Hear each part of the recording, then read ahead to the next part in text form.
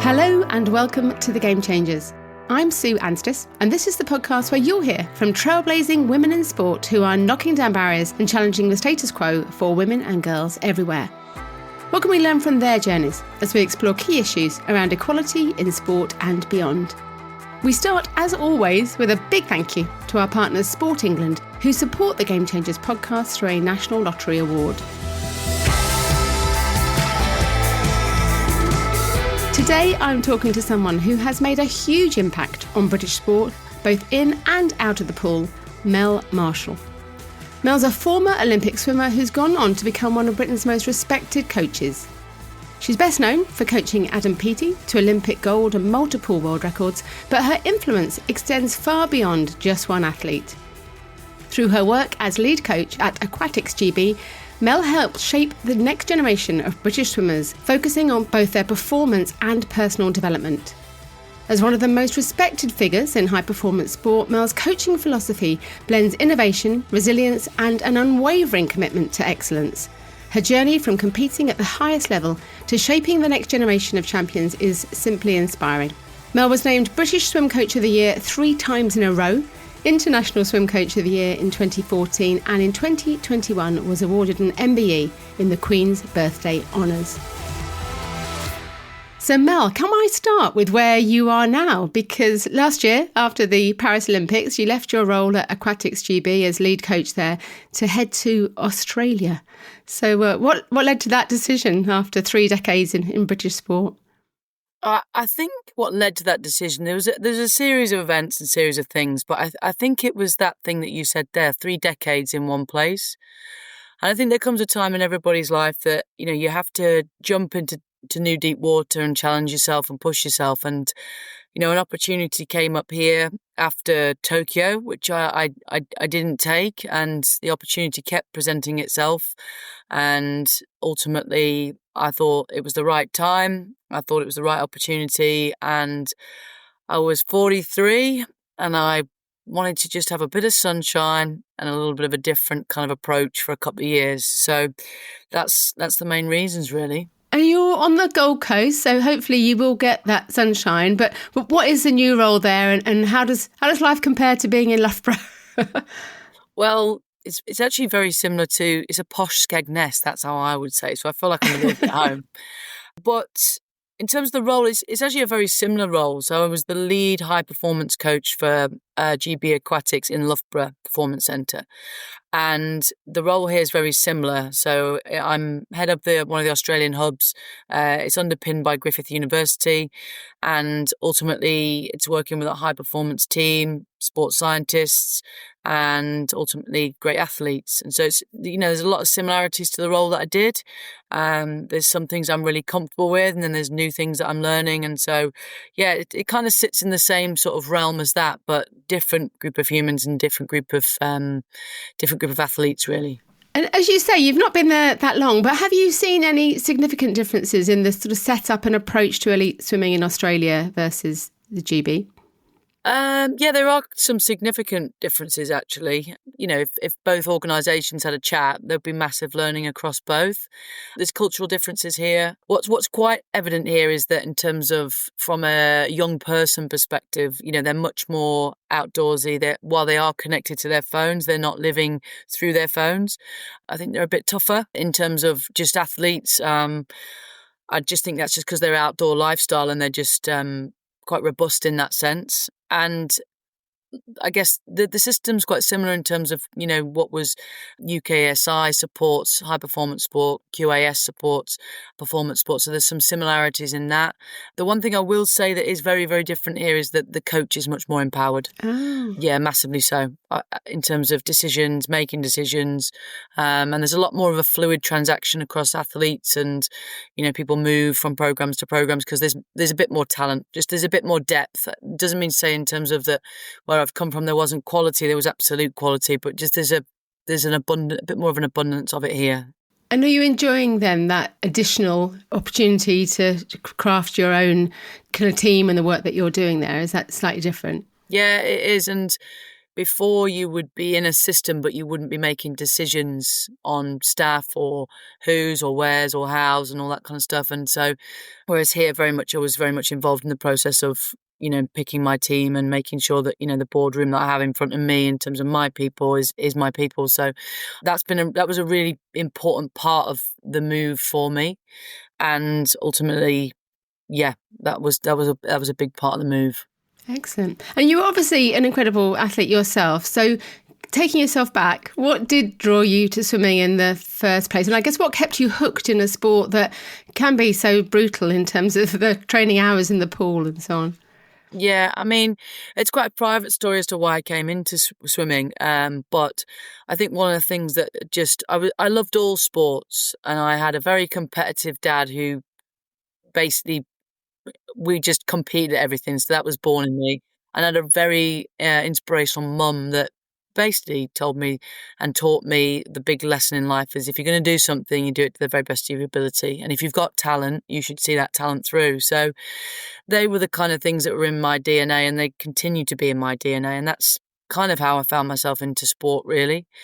And I've got to say, I'm clever enough academically, and in terms of you see things now in terms of sport and its role in society. And it seems to me like it's playing less and less of a role in the community and less of a role in school and education. And I just look and I'm just like, I would not be anything that I've been if I didn't have that vehicle of sport. Because I was academic, but I didn't thrive academically. And I just had that outlet physically and emotionally where I could express myself. And I just think that from a point of view of what sport is to people, and in a world that is, becoming more and more unhealthy, we need to get so much sport into primary schools. We need to get kids loving being active. And I think that 50% of the curriculum should be physical, because at that age, they should build a relationship with physical activity so that it's ingrained and imprinted so that they live through it. You do it too late and it's too late. But so, yeah, that's just a little bit of a me. Is it very different what you're seeing in Australia? Is that different in terms of attitudes? Yeah. Yeah, totally. Like, kids are outdoors. I saw a brilliant thing the other day, right? 5 lads on a bike, fishing rods in their backpacks, and they were just biking, just going to go fishing. And kids are out on the beach, they're surfing, they're swimming, they're biking everywhere. And so here, definitely, they just live physical activity much. Just it's evident. It's everywhere. I mentioned earlier, didn't I, how, I guess, tough that swim training is and can be. I was a swimmer myself, not to any level that you're coaching or doing, but I did swim in the pool as those early mornings. And similarly, I've sat poolside with my own kids as well as a parent. But you're brave. Yeah, exactly. I'm not sure which is harder. But how did you kind of maintain that approach as a younger swimmer? So that's staying focused and motivated. We do hear about athletes, don't we, sometimes losing their focus as teenagers. Kate Richardson-Walsh actually was a guest on one of the first series of the Game Changers and talked about as a teenager kind of losing her way and needing a wake-up call almost to get her back into the sport again. Was there ever a moment for you around teenage years perhaps where you weren't as motivated? Yeah, completely. I mean, if you look at any athlete or any athlete's story, it's always like that. It's never a straight line. And effectively, when I was about 17 or 18, I'd been really committed to my sport for a long time. I'd kind of qualified for the World Championships as a 15-year-old. Wow. And then it all went to my head a little bit, to be honest. And I got a little bit unfocused and kind of sort of tried to wing it. And then I narrowly missed the Olympics in Sydney. They took 5 for the relay. I think I came 6th by something like 8 100ths. What I'd been doing during that time was I'd been playing a lot of soccer, football, I'd discovered going out. And the football team that I was playing with at the time, they were kind of like, I wouldn't say it was girls' pub football, but it was kind of like, it was just social. And I just discovered a new life. And I was still swimming, but I wasn't really swimming. And then I went to Loughborough, actually, with one of the girls that I played football with. And she was studying there, and we picked her up, all that kind of stuff in terms of, she was still playing for the team. We picked her up on the way. Anyway, I kind of just went for a visit from the swim program. And I was just like, if I want to do it, I have to move to here. So effectively, I packed up my bags and moved that term. But there was like a period from kind of 17 to 18, I just learned to drive, and life felt a lot easier and a lot more fun than 7,000 meters in the pool. But it was the wake-up call of missing Sydney Olympics, and it was like, you're right, my mum's voice in the back of my head, and in terms of, if you're going to do something, you should do it properly. So, yeah, I just went to a better environment and was much more suited to me to move my career on. So were you in the swim programme? Were you studying at Loughborough and in the swim programme? That was the kind of move? So that was I was actually doing a BTEC at my school, and I had one more year to do, but I transferred across to the Loughborough College. And they were awesome. They were so accommodating for my needs. And then I just continued down that route in terms of education at Loughborough. And they were flexible learning. And, I got my degree at the end of it. It took me 8 years, but it was complementary of my swimming. And ultimately that program allowed me to, compete in high performance sport and get an education alongside it, which was really, really important for my next stage of my career and my life. And you said that sort of disappointment around Sydney, heading into the Athens Olympics, you kind of got your head down, amazing, went in, you were ranked #1 in the world, I think, as you were going in, but you've described the experience as going in the fastest and coming out with a broken heart. I'm not sure how often that's quoted back to you, but I'm saying that slightly ironically, I'm sure it is, sorry. But what happened there? What was that experience? I'm over it, by the way, so we can talk about it. Sorry, just dig it in again, yeah. No, it's all good. I mean, there's a whole series of things that led to that result. And so a lot of those things I'm really thankful for, because they opened up my skill set as a coach, really, in terms of certainly a people coach. And I think there was a series of things, I was a first-time Olympian. There was a large amount of pressure. I actually did my dissertation on the relationship between organisational stress and burnout, and I actually felt I don't want to be one of those kind of whingy people at the post, because I think everybody is always just trying their best, but there was certainly some pressures and stresses that were laid down upon athletes at that time, because pretty much the results were across the board. People were really high ranked, but it didn't come off. So I think there was some conditions that could have been more facilitative of that. I was a first-time Olympian. I was someone that probably fought hard to get where I got to, but did I believe in myself deep down? Maybe not. And I think when you get to that stage, you really need to believe in yourself.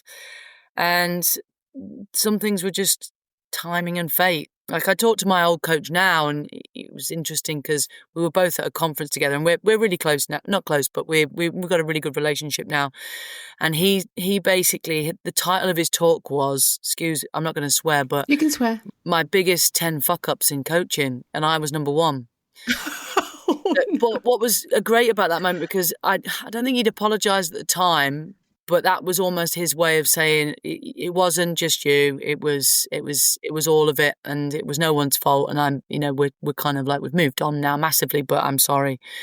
And so, yeah, it was quite a poignant moment in life. But yeah, so there's a whole host of things, me included, but it just wasn't right. And unfortunately, out came 16th. And how has that affected and impacted and shaped the way that you coach today in terms of that pressure down you talked that you experienced then? Well, there's a couple of things for me around that time, just that the experience during and before, and the experience after, which was probably the most harrowing part of it all. But from that moment, I vowed if I was going to be a coach on athletes' darkest days, I would never leave them. I would find a way. I'd bring some lights because I actually wrote a journal through that time, which is not like me. And I put in the journal entry, and I felt like I was in a dark room. I didn't know how to turn the lights on, and no one was going to turn the lights on for me. And it's like, when you read it back, when I read it back, because when I did my dissertation, I used a lot of that journal entries, and I was just like, that sort of moment made me, I guess, a guardian of what I wanted to be as a coach for athletes next. And so effectively, I'll talk about the Adam situation. What am I proud of his silver? Of course I am. And they were my hardest years of coaching with him. But my vow I'm never going to leave an athlete on their darkest day. We had that kind of like bit of a mental breakdown in that space. I stuck true to my word on that, no matter how difficult it was to me. So that to me was a real success, and I was really proud of my values and really proud of my integrity to withstand what I did withstand, because I think some people still walked out, but I didn't. You retired from swimming after the Beijing Olympics in 2008. And I know many athletes struggle to find that next transition into a career after retirement, but you seem to go straight into coaching. You took that love of sport. Why do you think that was for you? Had you always known you wanted to coach as a younger athlete? Well, interestingly, yes and no. So I always wanted to be a PE teacher. So I'd kind of pursued everything to be a PE teacher. I'd done my CSLA and HSLA and, done all the courses to be a teacher at the end of my career, really. And then towards when I was an athlete, you used to get sent to these places where you were the superstar athlete. And I remember getting sent to Pembrokeshire, and it was a 4-lane pool and 90 children. And this would be a regular thing where you just get sent somewhere and you'd have to entertain 90 children for 2.5 hours. And I started to think, I'm going to need something in my back pocket here so that I can coach them, give them an experience, all that kind of stuff. And that's sort of where the blend of me being a PE teacher, wanting to be a PE teacher, and then the coaching came in. And I'd kind of mastered this thing where you can just turn up, coach 90 people and then disappear. And anyway, straight after the Olympics, I was on holiday in the Maldives, thanks UK Sport.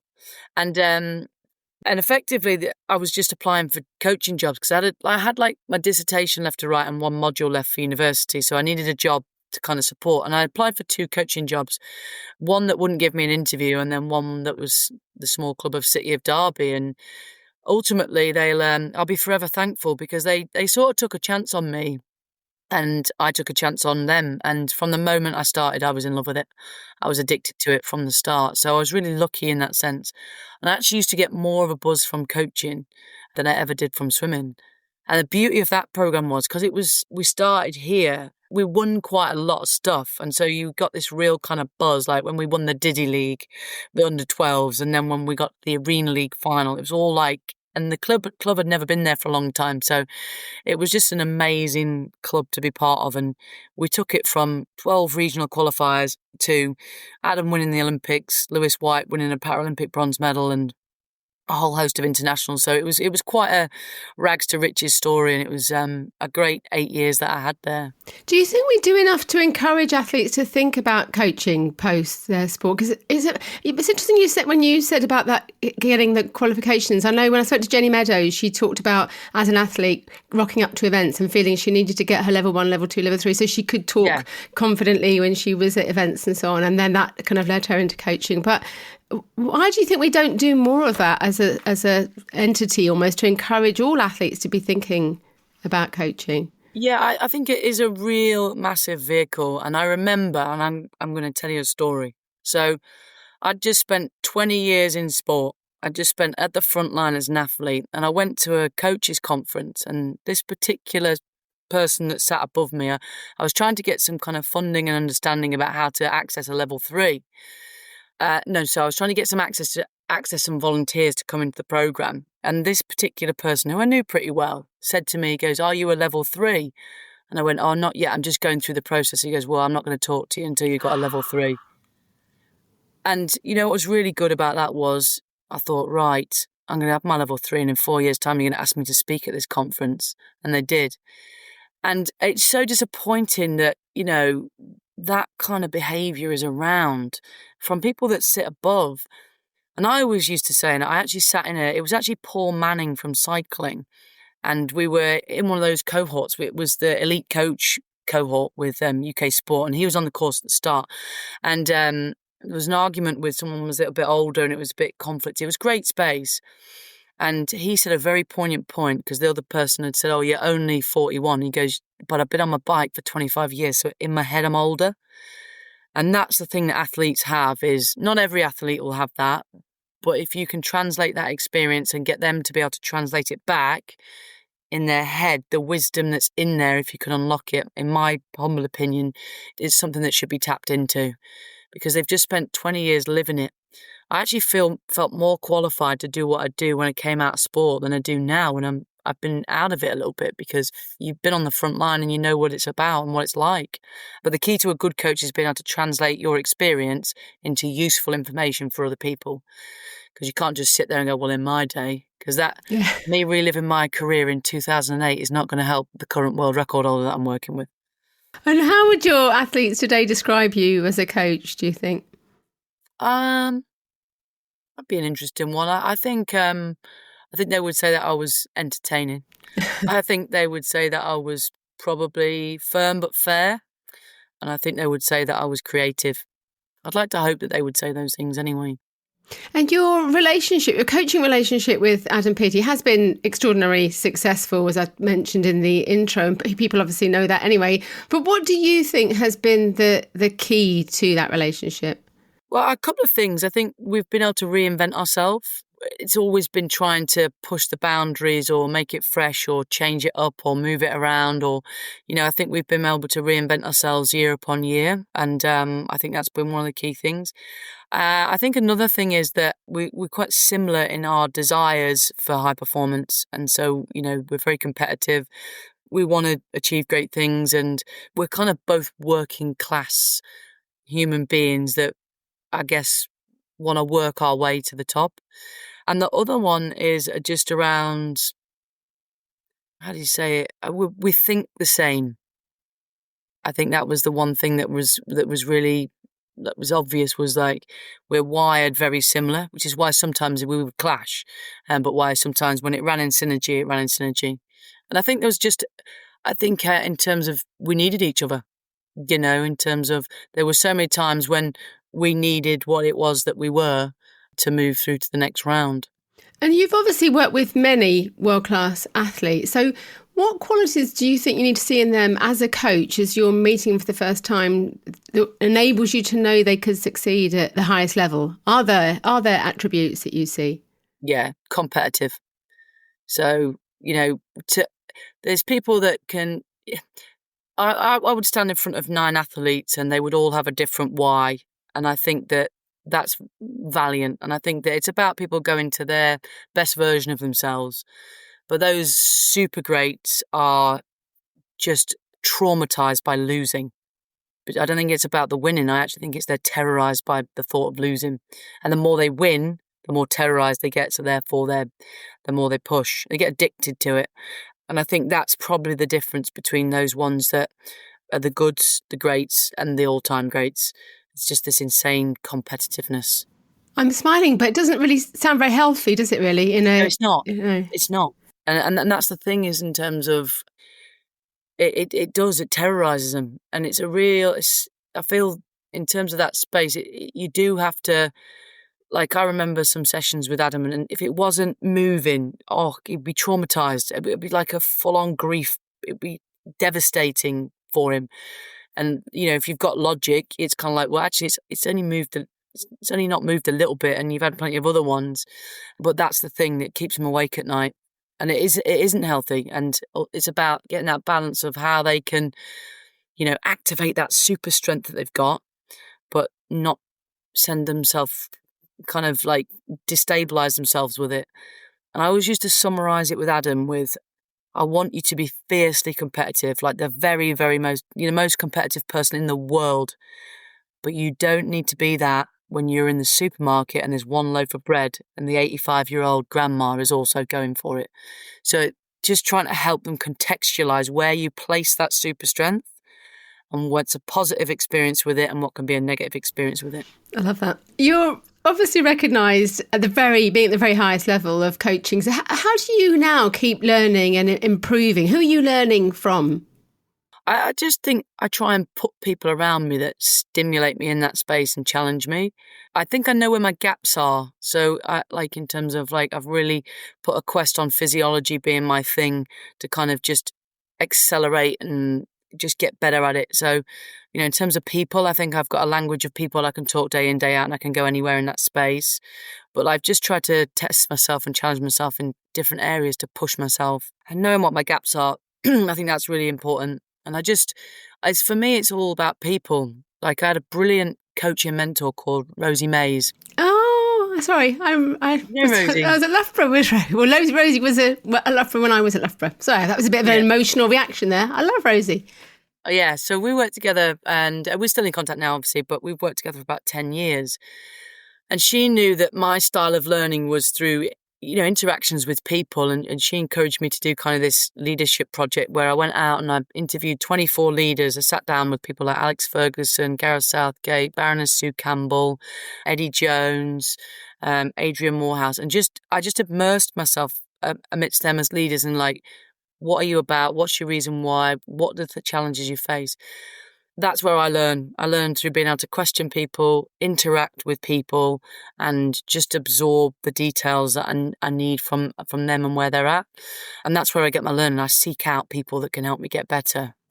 Excellent. You obviously celebrate all the highs as a coach, but how hard is it also to deal with the disappointments when those athletes that you care for and supported don't succeed? Breaks my heart.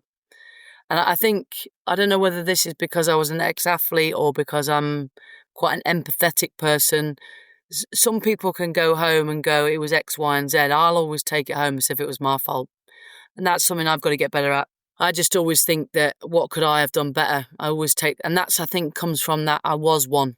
And I'm getting better at that because you can't take them all home. But, oh God, it breaks my heart. Especially when you feel like, did I do enough? Was I enough? Was I thinking enough? Was I challenged enough? But I think the more time you spend in it, and this was I loved working with Adam so much. It was the best experience. And, but the hardest thing about working with him was because we'd worked together so long. Oh, I felt it. I felt it so hard. Every time he didn't get a session that he wanted it would... God, it would run through me, and I need to get better at that. But that was the thing that in terms of when that moved and that changed, that it won't be the same kind of depth of that experience the next time round. So, like, empathy is my compass, but with empathy, you absorb everybody else's emotions. So, when I finish like big major meets, I'm like John Coffey on the Green Mile. I'm tired now, boss. It all escapes from me. It's really interesting, isn't it? Well, it's good to hear that you're still evolving and learning and developing those things. I think people look at you and think, not you, well, she's there. You've done it. You've kind of got to the highest heights. But it is interesting that you are still driven to keep improving and to be learning more. Yeah. You've got to go to bed an expert, but wake up a novice. And I think that's where humble starts. And I always think the difference between arrogance and confidence is respect for other people. And, I'm just going to try and stay humble, try and get better. And I think my best days are ahead of me, and I just want to keep chasing that. You obviously have competed and experienced championships at both levels as an athlete and a coach at those big global championships. And you've talked about kind of how you feel poolside. But would you rather, kind of retrospectively looking back, would you rather have won those goals yourself or to support athletes to be winning?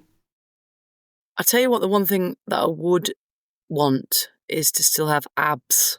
That is the thing that I miss in terms of, I've now got flaps instead of abs. So that's the only thing I really miss about being an athlete. But definitely in the moments with coaching, they're just so spectacular. I used to get kind of endorphin highs off racing, but the coaching journey is just so much more emotional. And I used to think when I was a swimmer, I thought, I could be a coach. They just coach, go home in the day and come back. Couldn't be any further from the truth. And you work as hard as them. Like, you absorb as much as them, and they'd be like, oh, no, you don't. I'm like, you have no idea. You have no idea. So I would say the moments as a coach they outweigh the moments as an athlete.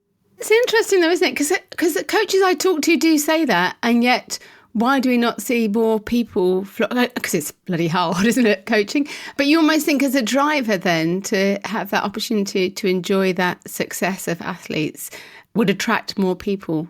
Yeah, I think that the reason why it gives you so much euphoria when it comes off is because of it. There's so many downs along the way. So you do experience a lot of lows. And that's why when Adam won in Rio, it was so euphoric, because the battles you'd had to fight for 7 years with him, I can't even begin to tell you the battles we had to fight to just get high performance where we were. And so in terms of that, I think that's why it gives you these highs, but it's not for the faint-hearted. You know, if I look at what I had to endure to get to those first results in terms of Rio, it was brutal. It was absolutely brutal. And it was, in terms of, there was so much thrown at you. And you're on your own. You're completely on your own. And as somebody that has a need to have people around them, you know, even your team around you, you know, even how good your team are, you're still on your own because they need you. And so that's the hardest part of it. It's got amazing highs, but you endure so much. And I think coaches now as well, they're almost dealing with problems of CEOs without the legal team to support them, without the parents backing sometimes, and I'm on low budgets because you're just getting thrown left, right and centre with challenges all the time, you know, particularly in community sport. And we've got to keep hold of our coaches. It's so important because competition's the bread of life, and, you know, coaching it unlocks human potential. And I just think we're not respecting our coaches enough. We're not valuing them. We're not paying them enough, particularly at those community levels. And we're not giving them enough of a platform to be a disciplinarian in people's lives. And that's the problem. No one wants no anymore, and nobody wants, that's not quite good enough. Everyone wants the participation medal. And most people who've not had that know that the biggest value in your life is the one you don't win. And the right education and support around those challenges, you become greater through it. And also in life, you know, you have to have no, and you have to come forth, and you have to not win stuff. Because when you go to the job interview, how on earth are you going to cope with the fact that you're just used to everybody gets a go? That's not true. We're not preparing people for life. Sound like Piers Morgan, sorry. Well, I want to come and talk a little bit about female coaches as well too. So at the moment, women make up only about 10% of Olympic level coaches. That number hasn't really shifted in the last 20 years or so. So why do you think that is? From your kind of personal take, why do you feel that is? Actually, you know, it's really difficult to say. I think the first thing is there needs to be a better maternity package for female coaches. I think that, unfortunately, in coaching, you have to make a choice. You're either going to be a parent and take that time off, or you're not. And I think that's a real big challenge that needs to be worked on in the system, massively so. I think that's the first thing. I think the second thing is we're spending a lot of time, let's create a female empowerment movement, all that kind of stuff. I don't think the issue is with the women. I think the issue is the other side of the fence. And I think that I call it a continuum in terms of coaching. And it's much broader than this, but there's feminine ways of doing things and there's masculine ways of doing things. You would class the more masculine traits as setting direction, leadership, giving hard feedback, embracing conflict. You'd express the more female traits as showing empathy, showing emotion, showing care. A great coach can do all of them. And I think we shouldn't talk about females and males. We should talk about how do we improve our workforce and our coaches to be able to exhibit all of those tools along that continuum. And I think that men should be able to express emotion and show empathy. And I think that women need to be able to set direction and embrace conflict and take feedback. And I don't think it's not about men and women. I think it's about what are the great traits of coaches and who is living to those processes. And I actually think that more opportunities need to be given as well, but they have to be earned. I keep nodding my head and going, excellent, excellent, excellent. Yep. Yes. Who wants to? In some sports, we do hear of female coaches who then have their top athletes poached from them by more experienced male coaches, or they believe that actually they should pass them across as they reach a certain level. Jenny Meadows spoke about that happening quite a lot in athletics, actually. Is that something you've experienced in swimming or you've seen in swimming? Well, I think it's interesting because I probably sit at both sides of the fence on this, because obviously I took Adam from 15 all the way through to 30 effectively. And if you'd asked me when he was 18, would I have passed him on? One of the things that I wasn't going to do was no way. But I also wasn't selfish in the way that I didn't ever do anything that was going to hold him back. I worked 50 times harder to make sure we had enough where we were to keep him being able to get more and more and more. So I challenged myself of, he's great but I need to find the very, very best for him. And if I can't find the very, very best for him and give him the very, very best, then I have to let him go. But my focus was, I'm going to get him the best. So if I need a mentor for him, if I need long course, if I need better gym coach, I went out and got it. But there's some people that want to hold on to them that don't have that. And so I just think it's a case-by-case scenario. But ultimately, there comes a point when if you can't provide it, you've got to let them go. And the other one is, if they've been in the program for 7, 8 years, unless you can reinvent it and change it, they need to find something different. And the other one is that you need to be of the level to be able to take them to that space. I was lucky because I'd been to Olympic sport. I knew what I was looking for. And if you asked me what it took, I was only able to do it because I was under 30. Because it took 4 a.m. till 10 at night, and it took 9 weeks without days off. And I wouldn't have been able to do that when I was 40. But when I was 20 to 34, I could do it. So I was headstrong and ridiculous in a lot of ways to keep hold of him. But I just wholeheartedly believed I could give him the best. And I fought tooth and nail. And what I did was I worked 5 jobs to make it happen. But I couldn't have done that when I was 35. But I was 26 and I'd just come out of swimming. And so I thought, 4 a.m. till 10 p.m, no big deal. Like you do. There's clearly a lack of female coaching role models at that top level. And I'm so grateful to you for coming on board as one of the patrons for the Women's Sport Collective Coaching Hub. And it is amazing to celebrate those top level female coaches. But how important do you think it is that we have more of that visibility and representation? Yeah, definitely. I think there needs to be platforms. Female coaches, they should be the face of Nike or the face of Adidas, or, those big sponsorship companies need to take hold of this and brand somebody and put them on that pedestal because, if you see it and people see it, people want it. I tell you what we see enough of now, and I'm going to sound like an old lady and a cynic, but we see enough of these platforms that ruin great people. Opinion after opinion after opinion. And that's what we're up against. We're actually people now are frightened to be good because, God, look what comes with it. So I just think we need to create platforms. We need to have visibility of great coaching. And also we just need everybody to be talking about it. We need partners in terms of male counterparts. We need that to have a voice. We need women to have a voice. And I just think we need to create platforms for visibility because there's great things out there. Do you feel pressure now as that high profile that you're obviously one of those few female coaches at the very top? Do you enjoy that? Is that something that just comes with the role that you do? Listen, when you've grown up in Skegness, nothing hurts you.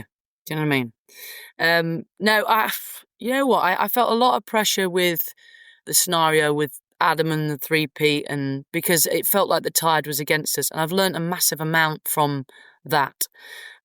What kind of happened to me in the kind of last 2 years of my career, because it was so evident that all of my eggs were in that basket and we had to get that done, and all the decisions that I made were to protect that performance.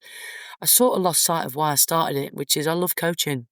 The challenge of humans and under pressure and under stress, I kind of lost sight of that. So that whole process of trying to get the 3P and achieve that, and that's just taught me you can only do what you can do. Like, as long as you hold yourself accountable, as long as you do the best that you can do, sport is sport. I hold myself accountable to my processes. Am I doing a good job? Am I communicating? Am I writing good periodization? Am I writing good sessions? Am I taking care of myself? And that's where I live. And that's what I made the decision. And that's what's been nice to break away, because that allows me to just do that. And there's pressure in what I'm doing, I've got an incredible group. I've got the double-doubler, so who's going to try and do the double 3-peat. So who's that, Mel? Her name's Kaylee McEwen. So she won the double in Tokyo and won the double in Paris. But I got so wound up with it all last time. It took my soul away, and I'm just like, I don't want to do that again. I want to do it because I love it, and if I'm not loving it, then I shouldn't do it. And what's next for you longer term? Where do you see your career going in the future? Will you stay in coaching that 4 a.m. till 10 p.m, but what would you like to do long term? I mean, I really love it here, and they've obviously got a home Olympics in Brisbane.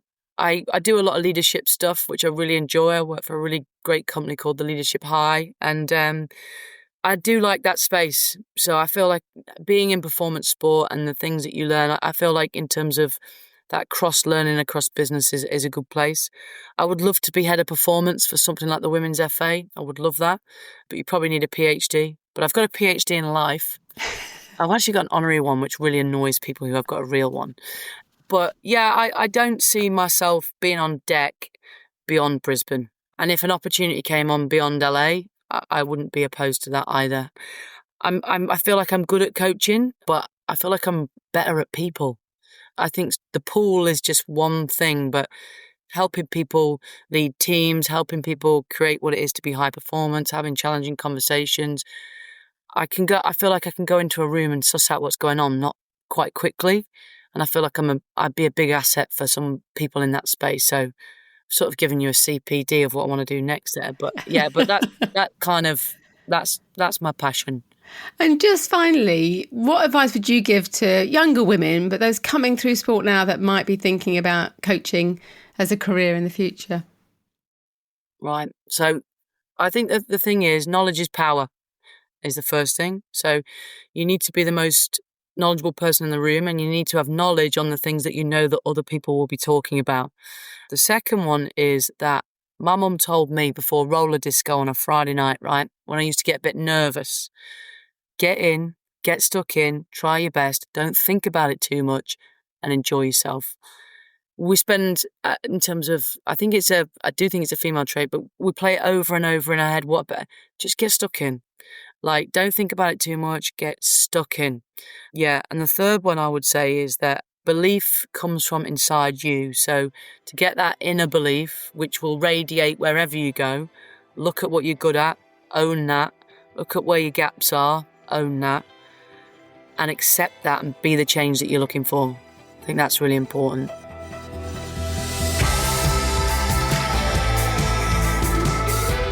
What an extraordinary and impressive woman. Thank you so much to Mel for candidly sharing your story in that way.